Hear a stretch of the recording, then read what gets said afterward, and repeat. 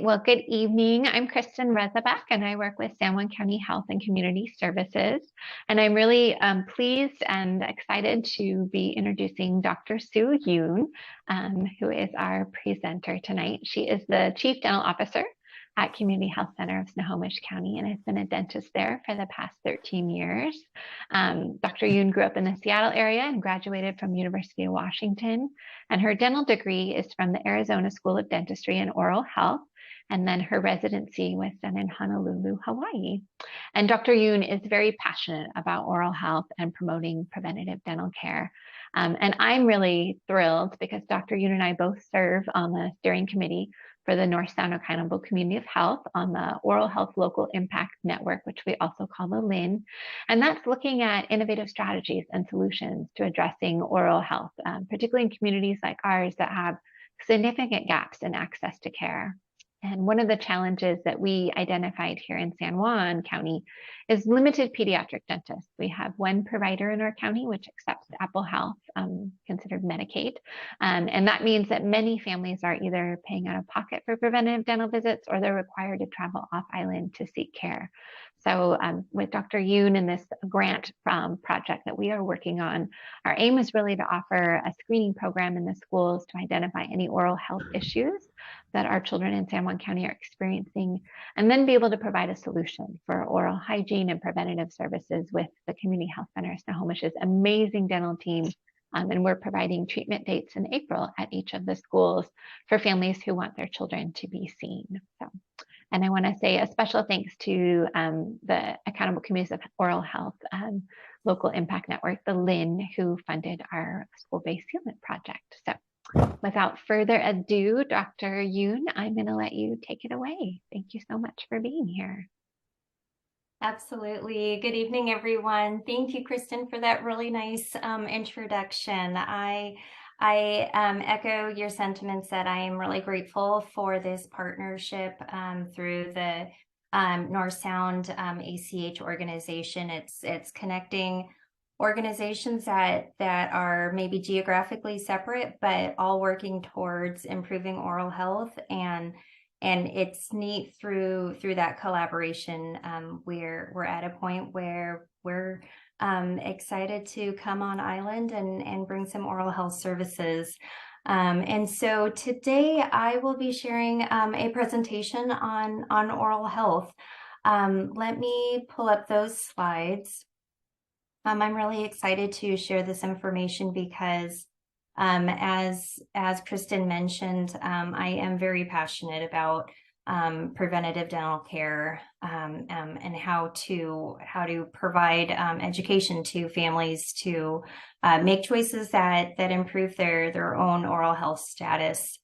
And so we will dive into a lot of information here. What I hope to cover with our group today is just generally talking and learning about how oral health is important to our overall health. It's not just the mouth is connected to the body, right? And then how are some ways that we can take care of our teeth to prevent cavities and gum disease? Prevention is so much more valuable than treatment, and I really want to get more of that information out. Then we'll move to what are sealants and why are these such a beneficial strategy in preventing cavities? And then we will also describe how our school-based sealant program works. This is the mobile program that we will be bringing up to the San Juan Islands. And so I want all of our families to be really well informed on the opportunity there and what you can sign your students up for. And then I'm happy to answer questions that the group may have. So let's dive in. Like Kristen mentioned, we're the Community Health Center of Snohomish County. We're a large federally qualified health center, a community health center with 8 locations. We have 6 dental offices throughout the county and close to 40 dentists and hygienists. So In my chief dental officer role, I get to help provide some leadership to our team of providers and help influence how we can increase access to care, how we can provide the highest quality of dental care. And this photo here just highlights some of our team members and their beautiful smiles there. So I'd like to just cover some basics. Why is oral health important? I think all of us immediately associate teeth with eating, right? That's a pretty obvious reason for why teeth are important. Something that my mentor dentist shared with me when I first went into dentistry was that the older that we get, one of the last few joys that we have is eating, eating good food. And so I would love to see our patients age over time, keeping their natural dentition, able to still eat and chew and function comfortably. I really see that as a quality of life piece and a major part of quality of life. But teeth are also oral health, and healthy teeth are also a part of smiling. I think that's probably the second most common thing that comes to mind is everyone knows that in order to have a confident smile to be proud of, it starts with healthy teeth, ones that aren't broken or cracked, and not causing pain.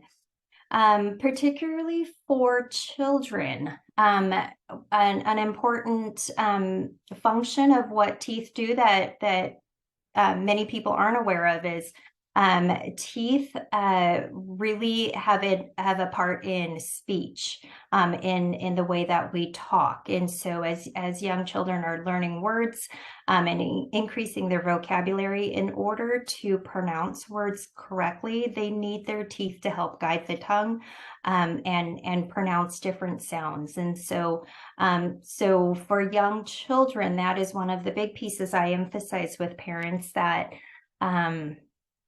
that maintaining baby teeth and instead of cavities and things progressing in those baby teeth can really impact their speech development. So the big reasons that oral health is important really comes down to eating, smiling, and talking. But more than that, more than just those basics, it is important to understand that oral health is more than just teeth. The mouth and the health of the mouth is very connected to other chronic conditions. There are multiple studies that correlate diabetes with periodontal disease, which is gum disease. And then also gum disease with heart disease. It's pretty incredible how the research shows that the better controlled that one condition is, the better controlled the other condition, the other related condition is. And so at our health center, we are really committed to partnering with our medical doctors so that the diabetes can be well controlled, medications can be adjusted, diet can be adjusted. And then on the dental side, we're managing the gum disease, doing the deep cleanings, reducing that inflammation. And then we see both conditions improve when there's a coordinated effort between our medical and dental colleagues. So historically, dentistry has really been carved out of medicine, but there is a strong movement and a lot of evidence to get more of that coordination of care, because it is also systemically related. So I'd like to transition to talking about how to take care of our teeth. Before we dive into brushing and flossing and all those basics that we're probably all aware of to some extent, I want to go through this little graphic here that outlines how a cavity develops. And so we all start with healthy teeth, but that bacteria grows in the plaque or the biofilm that accumulates in our mouths. We add sugar in the form of different foods into our mouths. We let that sit for a while, go to bed without brushing our teeth. That is just the perfect recipe for a cavity to develop. And so if any one of these factors is eliminated, then it reduces the risk of that cavity developing. And so when we're talking about brushing and flossing, that's manually eliminating the bacteria in our mouth. And so again, if we do that, we're reducing that risk of cavity development. If we also are reducing our sugar intake, then that knocks that factor out and reduces the risk. And if we really monitored the time that these factors are on our teeth in our mouth, then that reduces the risk. So we'll dive into this a little further, but I really want everyone to think about these factors and how we can make interventions at any point of that equation. So not only did I want to talk about cavities, we'll get back to the slide before in just a minute, but I do want to highlight the gum tissue. That is the other big area that your dentist and your hygienist is hyper focused on. We're looking at much more than just the teeth. As I described to my patients, the gum tissue is really the foundation. If you think about a house built on a foundation, that house is only going to be as strong as the foundation is. And so if our gum tissue is that foundation, we want that to be as stable as possible so that the teeth coming out of the gums have a chance at being healthy as well. So you can see the differences here just in these photos. We want to see this nice tight pink stippled gingiva. Once we start to see these bright red bands, that's a sign of inflammation, as well as bleeding gums. That is a sign of gum disease process happening there. I always share with my patients that, normal healthy gums shouldn't bleed when brushed and flossed. And if you had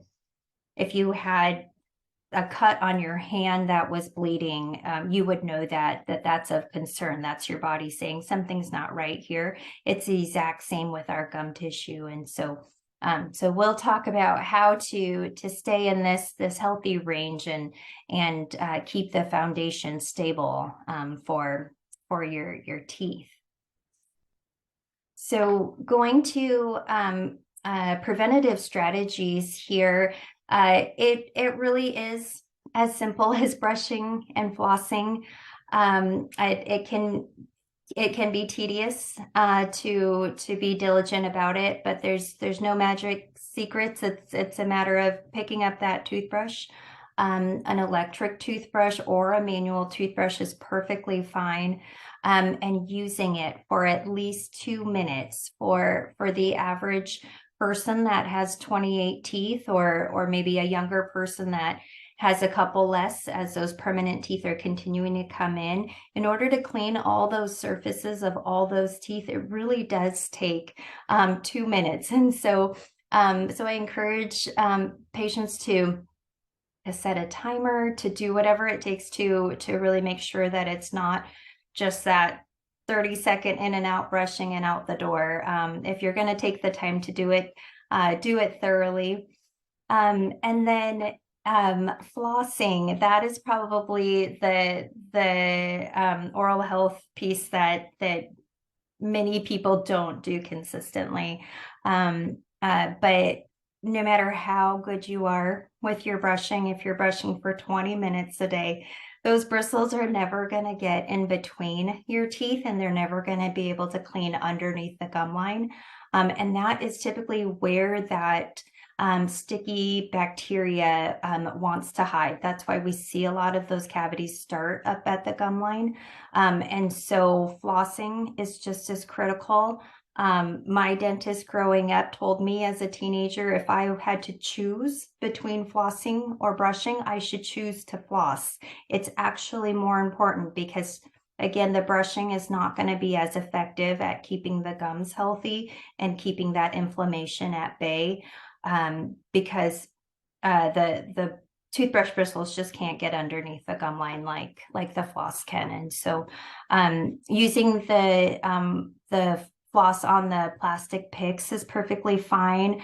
Many of my patients with bigger hands and such prefer these. They're a little more portable and such, and so a great option. And you know, it doesn't have to be all or nothing. Many patients get overwhelmed with the thought of doing anything for every single day or twice a day. And so, so I'm all about developing baby steps. You know, if you're going from zero flossing today, but maybe next week you can commit to flossing one time and then slowly build on those habits.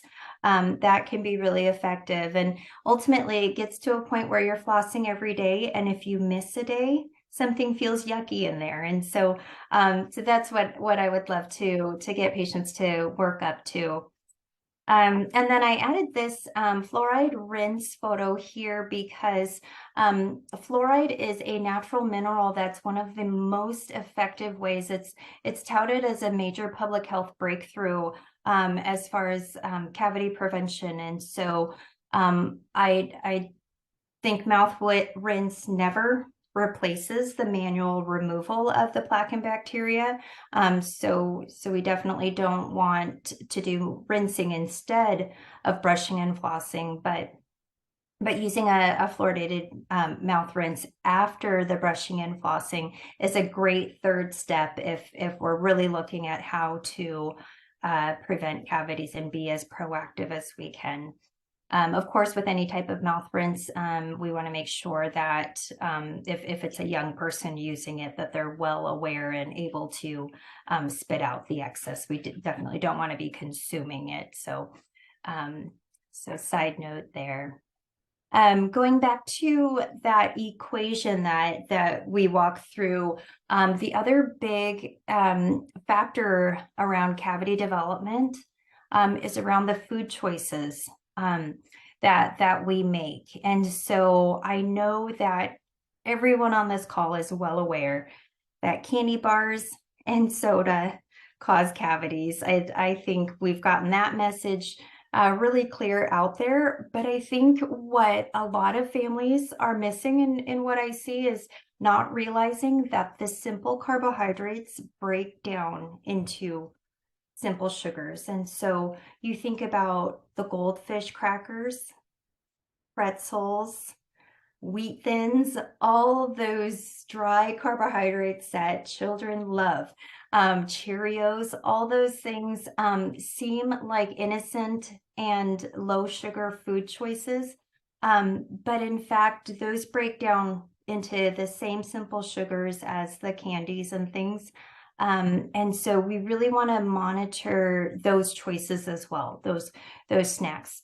Good alternatives that won't promote cavities are cheese, nuts, fruits and veggies, or raw fruits and veggies. And so cheese and nuts are great substitutes for those pretzels and Cheerios and things. And then fresh fruits and veggies, because of the texture of those foods, it actually manually kind of scrapes off some of that that plaque buildup on your teeth. And so those are okay to let your kids snack on through the day. If you guys remember to the slide with the 4 elements that cause a cavity, the last element was time. And so we're talking about the time that the food is on your teeth. And so so this is another piece that I don't think the dental professionals have gotten out to the community well enough. in that if you've got a pack of pretzels that you're eating, I would much rather have you finish that pack within one sitting, snack on that. It takes 5-10 minutes to finish a little bag of pretzels, have some water, and be done with it. It's the grazers that are going to have that higher cavity risk. And so if you've got a kiddo that likes to grab, a handful of pretzels and then go run off and play, and then now they're hungry half an hour later for another handful of pretzels.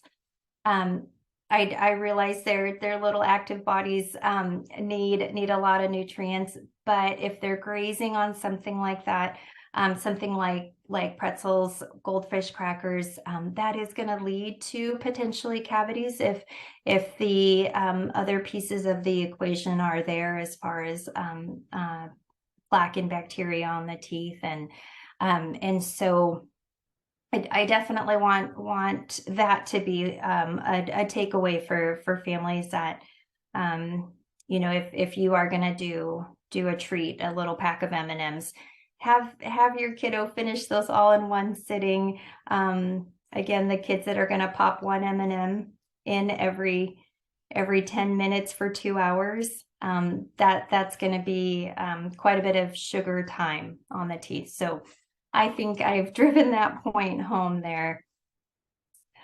So moving on to other preventative strategies. So dental sealants, in addition to fluoride, is one of the best, most proactive things that we can do to prevent cavities.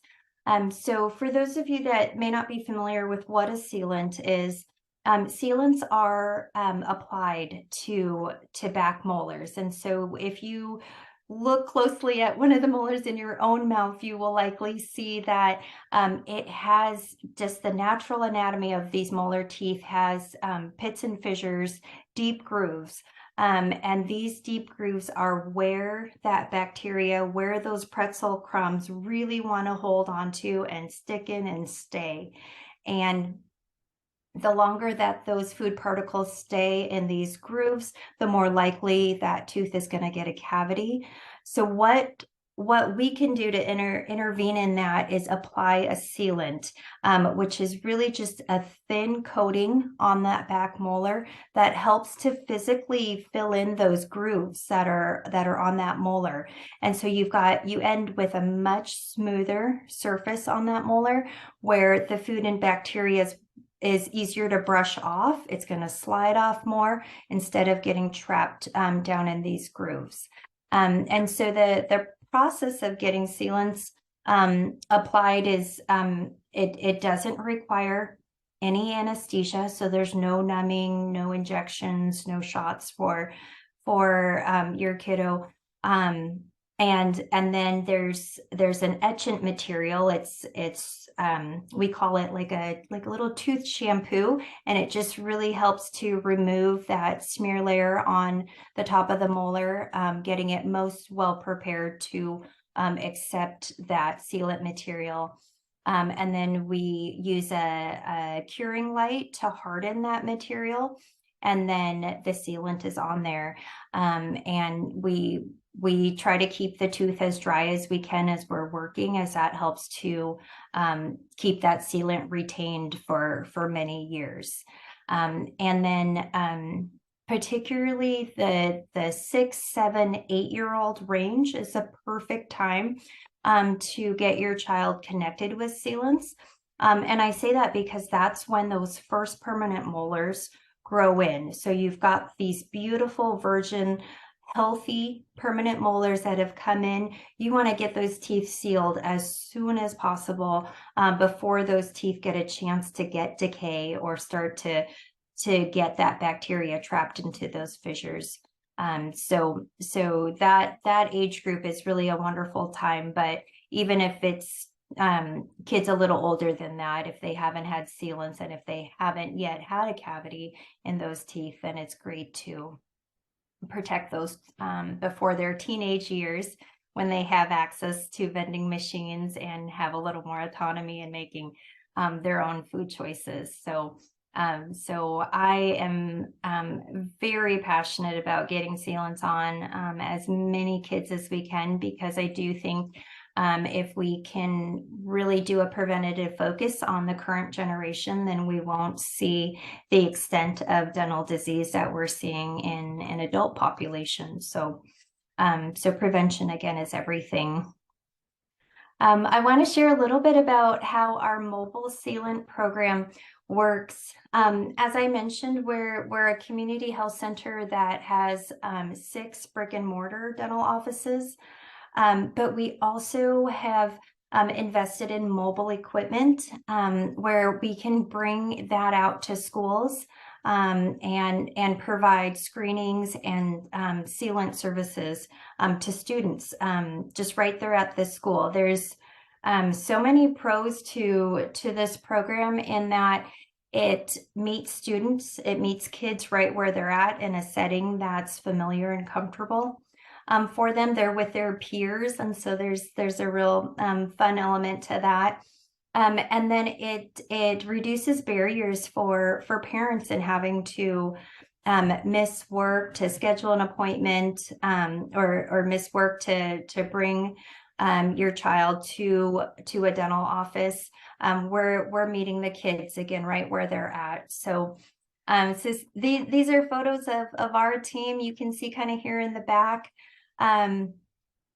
We've got our portable dental units there. It kind of all collapses down and folds into like a rolling suitcase. Dr. Chandra is one of our fantastic sealant providers that really enjoys working with the kiddos. We've got the mobile dental chairs for the patients, and those kind of just fold down like a beach chair. And then at the same time, we're providing this oral health education because it's important for families, parents to understand how to prevent cavities, but also we want to get the message right to the kids too, so that they can be a part in making some of those good choices. So so that's a part of our program, and we're really excited to be invited to come up to the islands in April and offer this service for those of the families that are interested in having their students screened and then sealed up. With that brings me to the end of the presentation. I am happy to take any questions, or Kristen has my contact info if anybody has any additional questions afterwards. Otherwise, I look forward to coming up on island in a couple of weeks here. Thank you so much.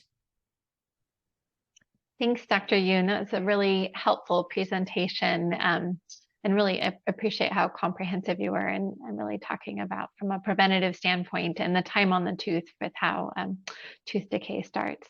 I wonder, oftentimes I hear questions from parents with concerns about fluoride, and I wondered if you could maybe just talk a little bit more about that, because I know that there seems like there's lots of things out there on social media and other places where parents might have concerns about fluoride and why that's important for teeth.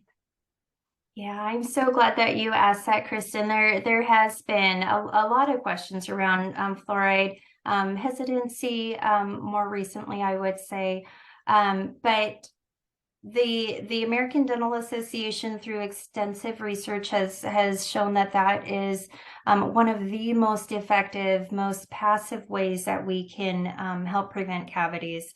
You know, I shared a lot about brushing and flossing techniques, and those actions all take proactive work by each individual, right? But fluoridation is a easier, more passive way to safely make a dent in reducing the cavity rates in our kids and our adults. Even and fluoride in controlled small amounts is perfectly safe. There are no studies that show that there are dangers to water fluoridation or fluoride varnish application, especially after a cleaning in a dental office. There are many proven benefits around cavity prevention with fluoride, but as with anything in high volumes can be toxic, and And that's what a lot of the fluoride hesitant folks are discussing, and fluoride in that extent of volume is not what we're applying here or what we're recommending. Great, that's really helpful. And I think, it's always interesting to note that San Juan County doesn't have any community fluoridated water systems. So for many of our children and families, there's pretty minimal fluoride that we get from our diet. Predominantly, it's coming from water sources. And because we don't have a fluoridated water system here in our county, a lot of times it can be very deficient in the diet. So some of those things, thinking about some of the strategies for parents to discuss in terms of how they can ensure their child's getting enough fluoride to really ensure that they're really helping to kind of build that healthy enamel and tooth surface. Can you provide any strategies or tips for parents in terms of what they should be talking with their providers about in terms of ensuring their child's getting enough fluoride? I think they have actually passed a lot of legislation around our medical providers, physicians, pediatricians, even being able to prescribe and or apply fluoride. And so if access to a dental provider is challenging on the islands, then our medical colleagues, the American Academy of Pediatrics, has put out a lot of information to pediatricians around how dental cavities is really the #1 childhood disease. And 1 in 4 kids has cavities, and it doesn't have to be that common. There are so many prevention strategies that if we could just get more of the word out, if we could get more sealants applied and fluoride acceptance, then I really believe we can make a dent in the rate of children getting cavities. And so I think talking to even medical provider on their opinions on fluoride would be valuable. However, I understand I understand hesitations. I did my residency training on the Hawaiian Islands, as you mentioned, Kristen, and was faced with a lot of questions around fluoride safety there as well. And what I have been able to really work with families is, if they have a what we call an incipient cavity lesion, a small start of a cavity where the enamel is breaking down, then fluoride can be really effective in remineralizing that enamel tooth structure. And so sometimes families that are hesitant will accept fluoride being applied just on that one area, and then they see how effective that can be in reversing that spot of early cavity, and then they see the benefits of that fluoride application in the future. Great. Thank you so much, Dr. Yoon, for being here. And like I said, we are very excited to welcome you and your team up in April and coming out to Lopez, Orcas, and San Juan Island to be providing treatment at the schools for any families that decide to sign a consent form and opt in for treatment. So really excited that you can be here and help provide some of these preventative services. So thank you. And with that, I will bid you good night, and we will have our Spanish presentation tomorrow. So thanks so much. Take care. Thank you. Bye, everyone.